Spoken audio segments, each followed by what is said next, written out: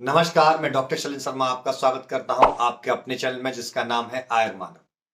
दोस्तों, आज मैं बात करूंगा घुटने का दर्द यानी नी जॉइंट पेन कितने प्रकार का होता है। बेसिकली इसको तीन कैटेगरी में डिवाइड किया गया है।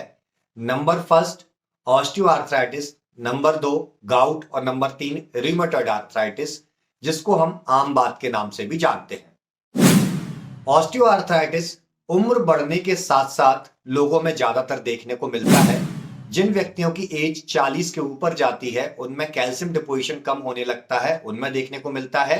या अर्ली एज में ये उन व्यक्तियों में देखने को मिलता है जो बहुत ज्यादा रनिंग करते हैं बट डाइट कम है उनकी, फिजिकल एक्टिविटी बहुत ज्यादा करते हैं विदाउट गाइडेंस, हैवी वेट उठाते हैं विदाउट गाइडेंस और बहुत ज्यादा वातवर्धक आहार विहार का सेवन करते हैं। उन लोगों को ऑस्टियोआर्थराइटिस देखने को मिलता है। इस ऑस्टियोआर्थराइटिस में एक्चुअली होता क्या है, हमारे घुटनों के जॉइंट के बीच में एक साइनोवियल मेम्ब्रेन होती है। उस साइनोवियल मेम्ब्रेन से साइनोवियल फ्लूइड बनता है जो हमारे दोनों हड्डियों को आपस में टकराने से रोकता है।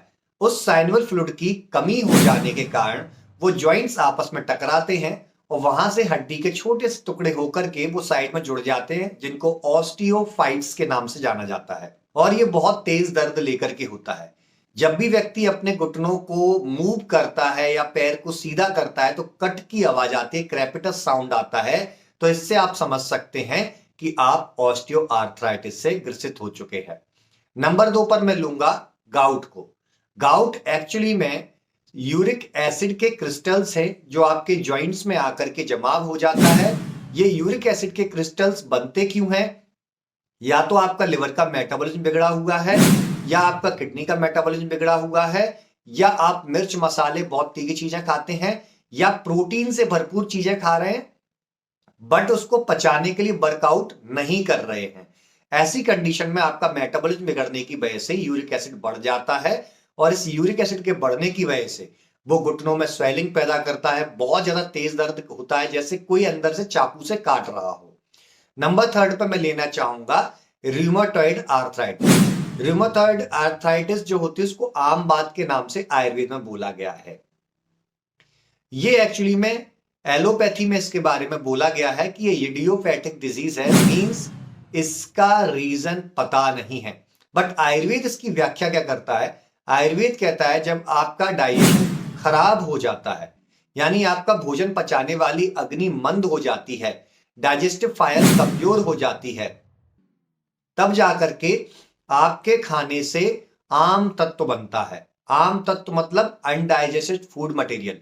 यदि आप आम तत्व के ऊपर वीडियो देखना चाहते हैं तो मैं आई बटन में डाल दूंगा, आप उसको देख सकते हैं, या डिस्क्रिप्शन बॉक्स में डाल दूंगा तो डिटेल में समझ में आ जाएगा कि आम एक्चुअली में होता क्या है।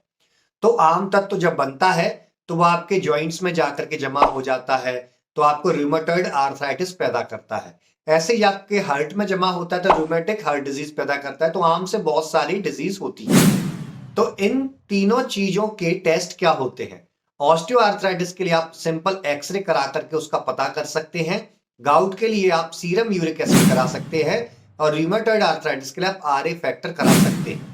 कई बार ये आरए फैक्टर में पता नहीं चलता है तो आप इसके लिए एंटी सीसीपी टेस्ट करा सकते हैं, तो उसमें ये डिटेक्ट हो जाता है। उसमें डिटेक्ट होने के बाद आप इसके लिए अपने नजदीकी किसी भी आयुर्वेद डॉक्टर के पास जाकर के परामर्श लें। वो आपका निदान ढूंढेगा, मतलब क्या कारण था इनका, उन कारण को पता करके एग्जैक्ट ट्रीटमेंट देंगे तो आपको बहुत अच्छा लाभ मिलता है। लेकिन एक बोनस टिप मैं आपको दे दूं जो तीनों डिजीज में काम करेगा। आपको महानारायण तेल लेना है और आपको प्रसारणी तेल लेना है।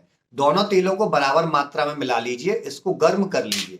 इसको गर्म करने के बाद जब आप इसको अपने जॉइंट्स पर अप्लाई करें, अच्छे से मसाज करें, फिर सिकाई करें। अब सिकाई में ध्यान क्या करना है? गाउट और ऑस्टियोआर्थराइटिस में सिंपल आप सिकाई कर सकते हैं गर्म तवे को करके कपड़े से, लेकिन रूमेटॉइड आर्थराइटिस में स्पेशली ध्यान रखिएगा, आपको गर्म रेत यानी बालू उससे सिकाई करनी है। उसको तवे पे गर्म कर लीजिए अच्छे से, उससे सिकाई करेंगे। रूमेटॉइड आर्थराइटिस में जितना भी चिकना खाना है, पूड़ी पराठे इस प्रकार की चीजों को अवॉइड कीजिए। गाउट में आप अवॉइड करेंगे जितने भी मिर्च मसाले, प्रोटीनेशियस डाइट है, इन सारी चीजों को जो लिवर को हेल्दी रखें, ऐसी चीजें खानी है आपको।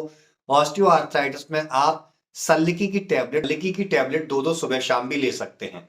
यदि आपको ये वीडियो बहुत पसंद आया है, नॉलेजेबल लगा है, तो इस वीडियो को शेयर करें और चैनल को सब्सक्राइब करें। मैं डॉक्टर शैलेंद्र शर्मा आपसे विदा लेता हूं। धन्यवाद।